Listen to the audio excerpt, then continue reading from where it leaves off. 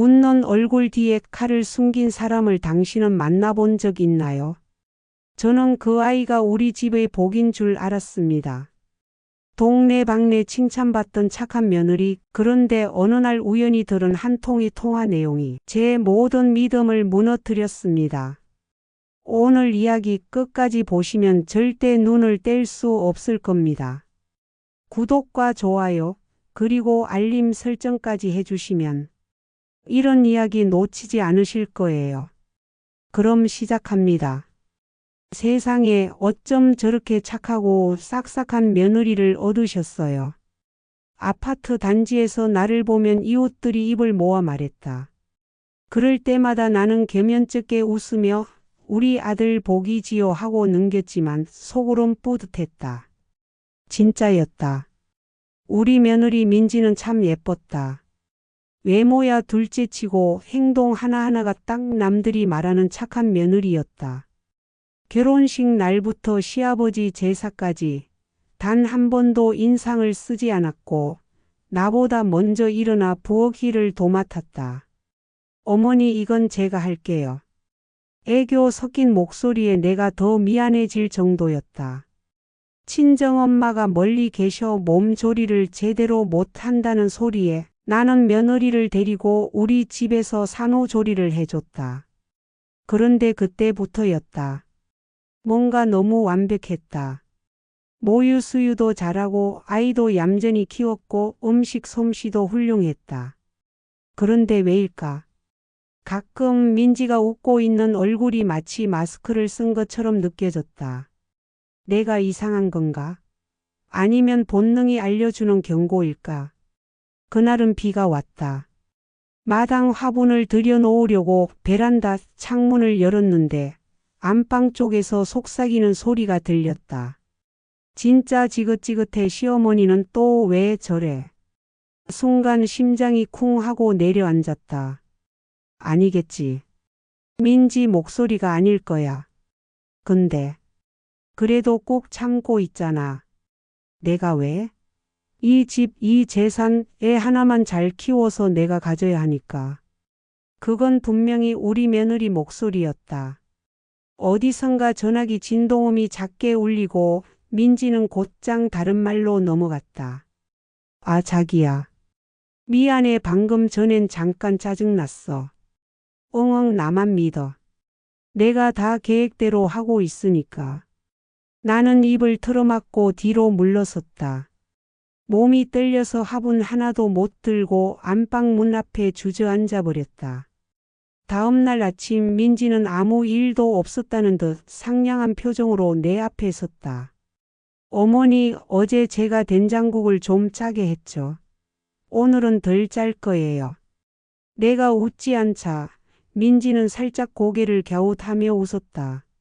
어제 통화 내용이 자꾸 겹쳐 보였다. 혹시 착각일까? 내가 너무 민감하게 들은 걸까? 근데 왜 오늘 민지가 내 손에 은근슬쩍 약 봉투를 쥐어줄 때 나는 약이 아니라 독약인 것처럼 느껴졌을까? 며칠 뒤 나는 아들 준호를 불렀다. 너 혹시 민지랑 요즘 괜찮아? 갑자기 왜? 민지 잘하고 있잖아. 엄마도 맨날 칭찬하잖아.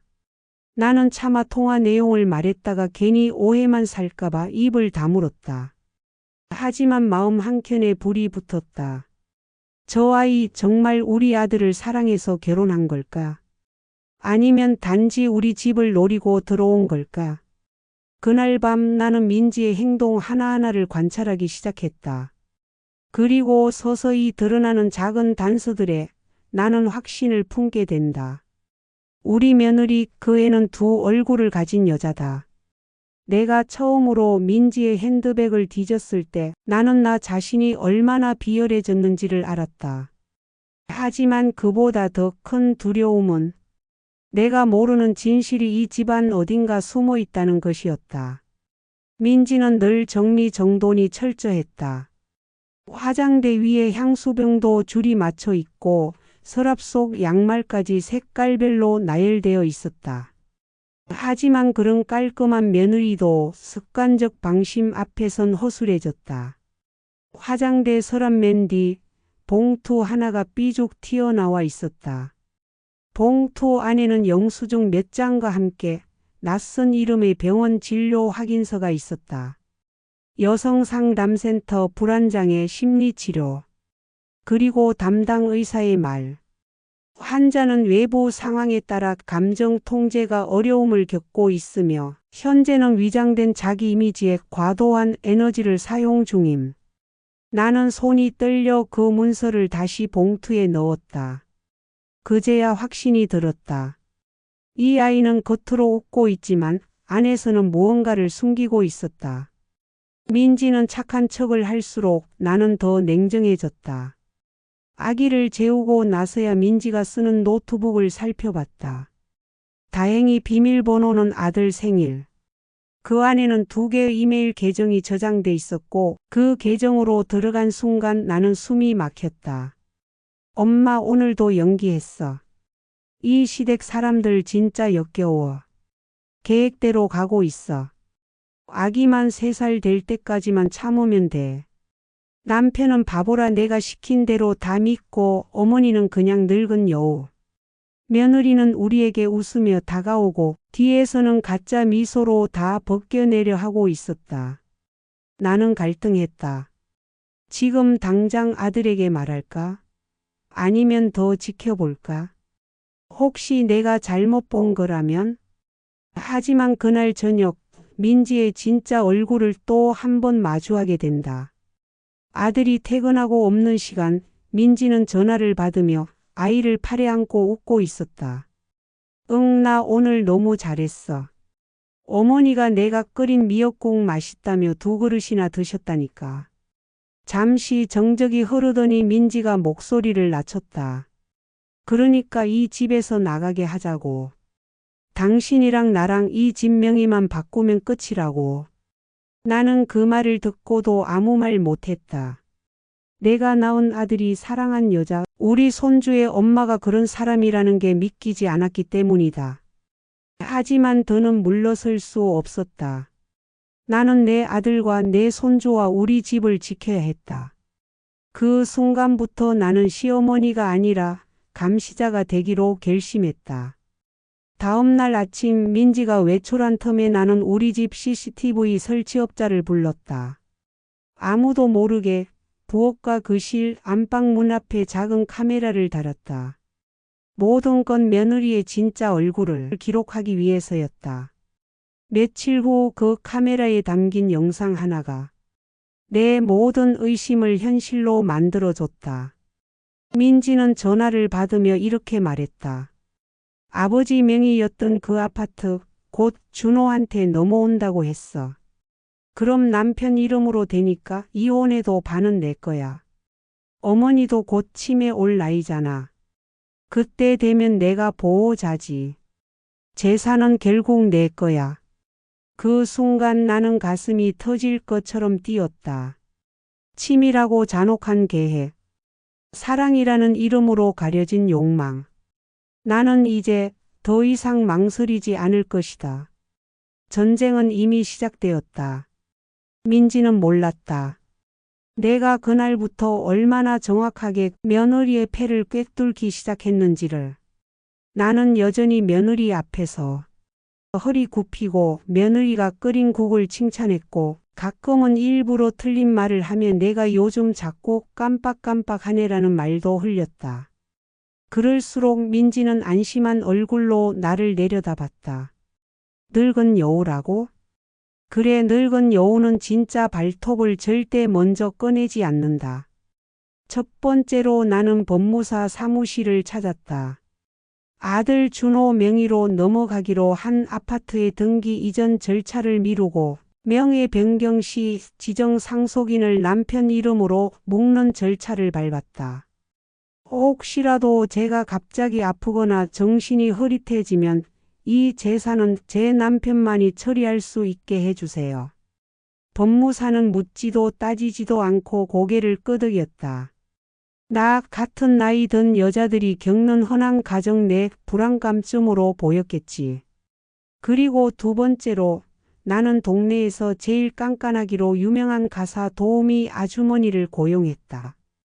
표면상 이유는 내가 체력이 떨어져서라는 것이었지만 실은 내가 집을 비워도 이 집을 감시할 사람이 필요했기 때문이다. 아주머니, 혹시 우리 며느리가 전화하거나 외부 사람 만나면 저한테 살짝만 알려주세요. 사적인 이야기 듣는 건 말고요. 그냥 누굴 만나는지만요. 처음엔 머뭇거리던 아주머니는 이내 고개를 끄덕였다. 어머니가 하도 잘해주시니까요. 민지 씨가 무슨 문제 있나요? 나는 고개만 살짝 저었다. 며느리의 심리도 바뀌기 시작했다.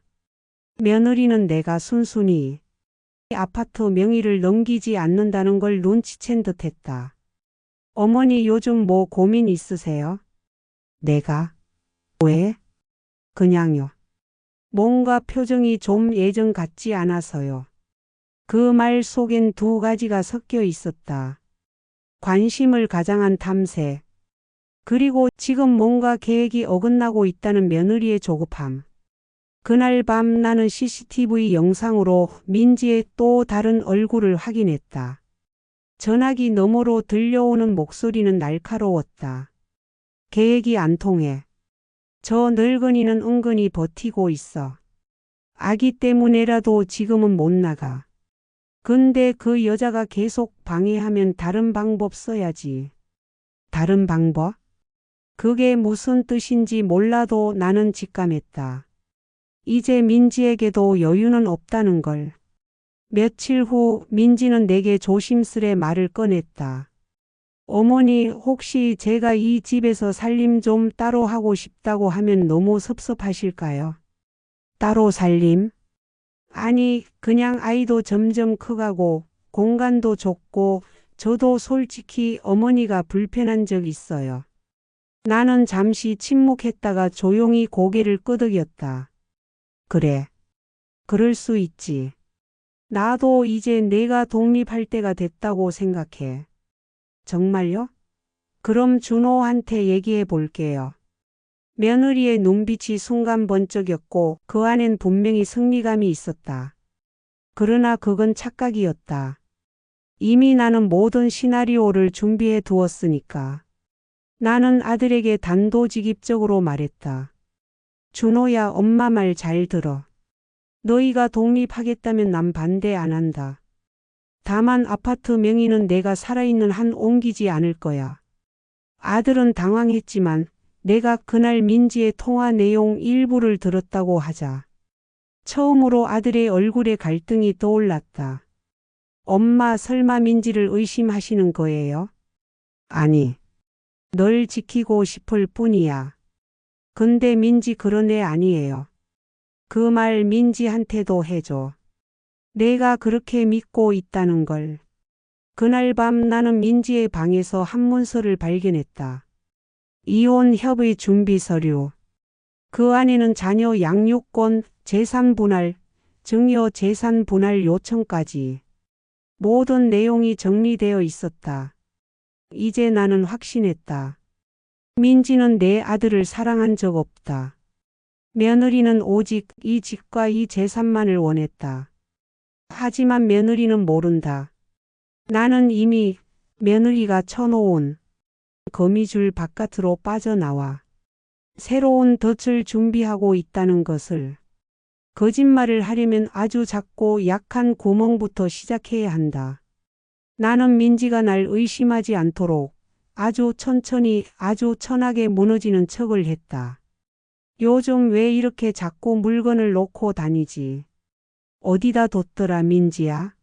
내가 혹시 봤니? 내가 왜 냉장고 문을 열고 있는지도 모르겠네. 하. 민지는 눈빛을 바꿨다. 한때 경계하듯 쳐다보던 그 눈은 이제 측은함 혹은 승자의 자비심으로 바뀌었다. 어머니 요즘 좀 피곤하신가 봐요. 그러게 말이다. 머리가 맑지가 않아. 혹시 검사는 받아보셨어요? 이거다. 이 한마디를 끌어내기 위해 나는 일주일 내내 멍한 눈을 유지하고 설탕을 넣어야 할 된장찌개에 된장을 2번 넣었다. 나는 치매 검사 예약이라는 말에 고개를 끄덕이며 말했다. 그래야겠지. 요즘은 나도 내 정신을 못 믿겠으니. 그리고 그날 저녁 민지는 거실에서 누군가와 통화를 하며 말했다. 예정보다 빠를 수도 있어. 지금은 상태가 급속도로 나빠지고 있으니까. 그냥 몰래 병원에 데리고 가서 진단서만 받아두면 끝이야. 맞아. 그렇게 하면 나중에 아무 말도 못해. 보호자는 나니까. 이제 며느리는 나를 무력한 노인으로 확신했다. 나는 이 기회를 놓치지 않기로 했다. 며칠 후 일부러 민지 앞에서 통장을 꺼내 보이며 말했다. 이제 이 통장도 내가 좀 도와줘야겠다. 정신이 흐릿해서 말이지. 민지는 입술을 깨물며 그 말을 들었다. 어머니 저 믿으시죠? 그럼. 우리 민지를 얼마나 믿는데.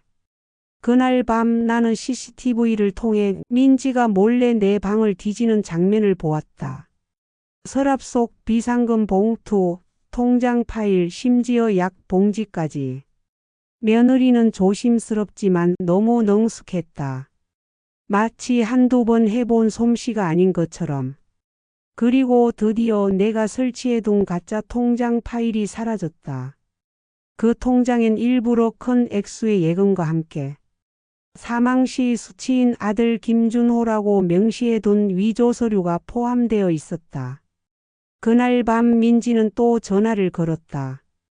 그 여자가 돈을 다 아들한테 넘기려고 하고 있어. 계획 바꿔야 할지도 몰라. 아니면 진짜 병원에 입원시키는 수밖에 없어. 바로 그날 나는 민지의 과거를 찾아냈다. 친정 쪽에 대해 수소문해 온 지인에게서 사진 한 장이 도착했다. 사진 속에는 민지와 낯선 남자가 팔짱을 낀 채 웃고 있었다. 이 사람 누구야? 민지 씨 대학 동기예요. 근데 결혼 직전까지도 둘이 연락했어요. 아마 헤어진 게 아니라 헤어졌다고 속인 거 아닐까요? 사진 뒷면엔 날짜가 적혀 있었다. 결혼식 한 달 전. 그건 단순한 실수나 미련이 아니었다. 처음부터 모든 게 연기였다는 뜻이다. 그리고 결정타. CCTV에 녹화된 민지의 대화. 당신이랑 나 원래대로 돌아가야지. 아기만 내가 키우면 돼. 준호는 그냥 서류상 아빠일 뿐이야. 나는 아들의 책상 서랍에 몰래 USB 하나를 넣었다. 그 안에는 지금까지 모은 영상과 음성 파일, 그리고 며느리가 주고받은 이메일과 메시지를 모은 기록이 담겨 있었다. 그 USB에는 제목이 붙어 있었다.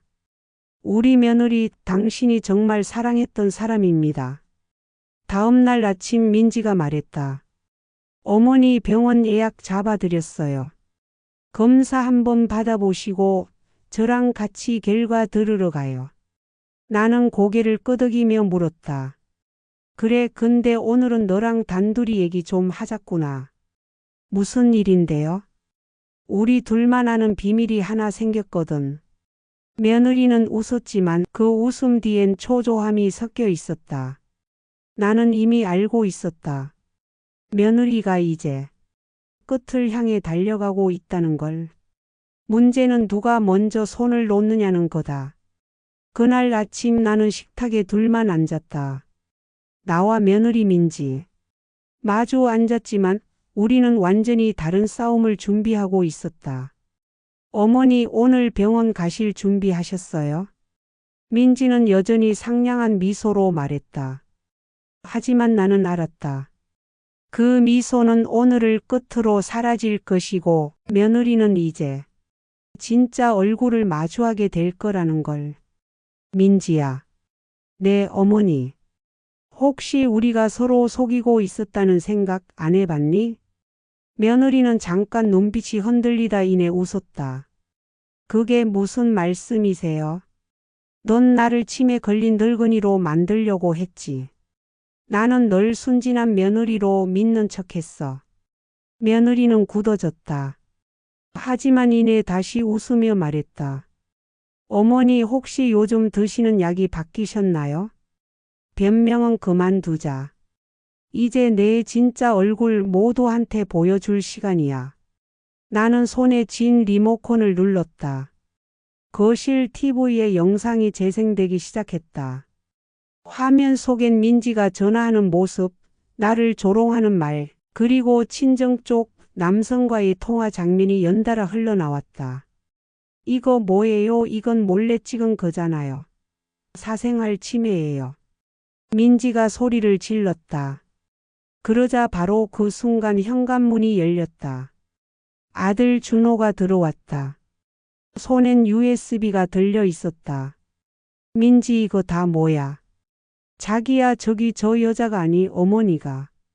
이 안에 내가 쓴 메일 문자, 그리고 내가 알던 민지라는 사람이 다 들어있어. 그건 오해야. 누가 조작을. 사진도 있어. 결혼 전까지 연락한 그 남자랑 같이 찍은 거. 민지의 얼굴에서 핏기가 가셨다. 며느리는 더 이상 애교도 눈물도 꺼내지 않았다. 마침내 가면이 완전히 벗겨진 것이다. 그날 이후 민지는 짐을 쌌다. 아이는 내가 안고 있었다. 내 품에 안긴 손주는 천진하게 웃었지만 그 엄마는 이제 이 집에 들어올 수 없는 사람이 되었다. 민지는 마지막까지 모성을 무기로 쓰려 했다. 저 아이한테서 날 떼지 마세요, 어머니 제발. 나는 차갑게 말했다. 너는 이 아이를 지키기 위한 엄마가 아니었어. 그저 내 목적을 이루기 위한 수단이었을 뿐이야. 이혼 절차는 빠르게 진행됐다. 아들은 무너졌고 손주는 나를 의지했다.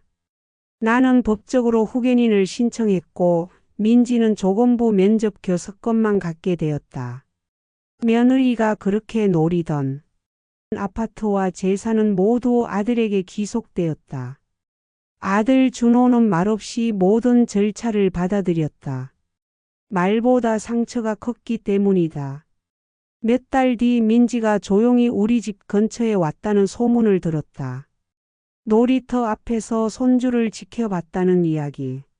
하지만 나는 굳이 막지도 찾아가지도 않았다. 진심 없는 사람에게 가족이란 자격은 없으니까. 가끔 TV에서 며느리 자랑하는 프로그램을 보면 나는 씁쓸하게 웃는다. 그런 며느리라면 애초에 연기가 아닌 진심으로 우리를 대했겠지. 민지는 참 잘한 연기자였다. 하지만 인생은 드라마가 아니었다. 가면을 쓰고 살아남을 수는 있어도 진심 없이 사랑받을 수는 없으니까. 이제야 우리 집은 다시 고요해졌다. 소름 돋는 진실이 지나간 자리엔 상처보다 조금은 단단해진 믿음이 남았다.